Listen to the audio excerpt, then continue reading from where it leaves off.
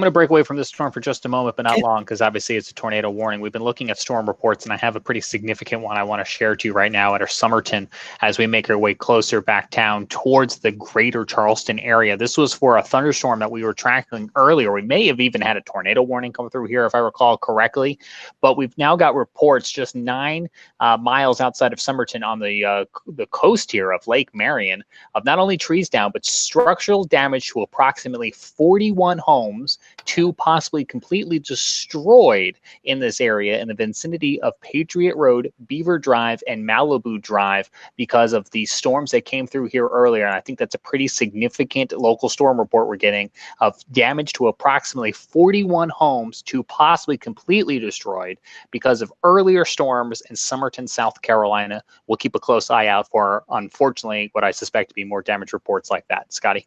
Let me go ahead and put some of them on your screen. And this is not comprehensive of everything we've seen today, nor do I necessarily even think I have every corner of the Carolinas enabled. But it begins to paint a picture. Again, these, they come in to the National Weather Service from the public, from social media, from emergency management. So there's a little bit of a delay to it, and I would expect to see a lot more over Chapel Hill, Durham, Hillsborough, Raleigh, Fayetteville in the coming little bit. But look across South Carolina.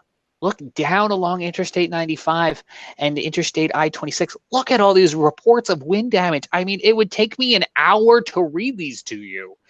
Power lines down, tree down at Interstate 26, wind damage, siding blown off, lawn chairs blown away, hail report, Berkeley County 911, pea-size hail. I mean, I'm just sampling at random.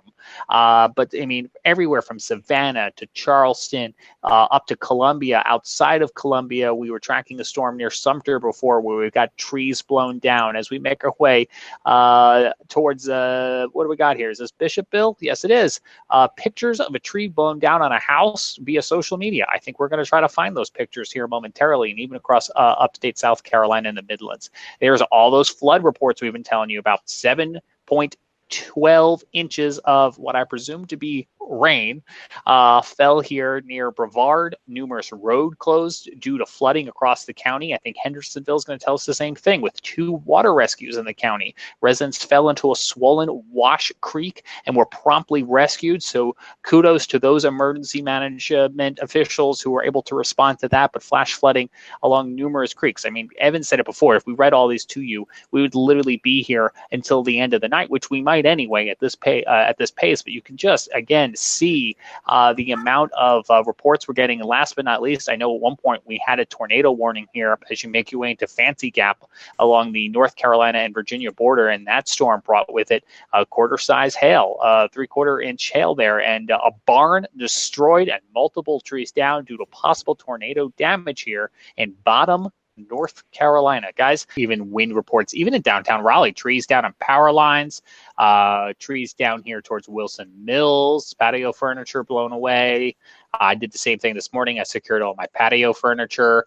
Again, we've got trees down across the triangle. I would really be interested to get more reports out of Hillsborough, where we had a couple really well-defined areas of rotation move through. I mean, we've got this one here in Shelley, a large tree down near Ebenezer Church Road and Signs Mountain Road. But surprisingly, I don't have really any other reports over that area or Chapel Hill, where we saw damage as well, too. We did see some rotation earlier outside Burlington. This is in Swampsonville. Trees down at Alford Road.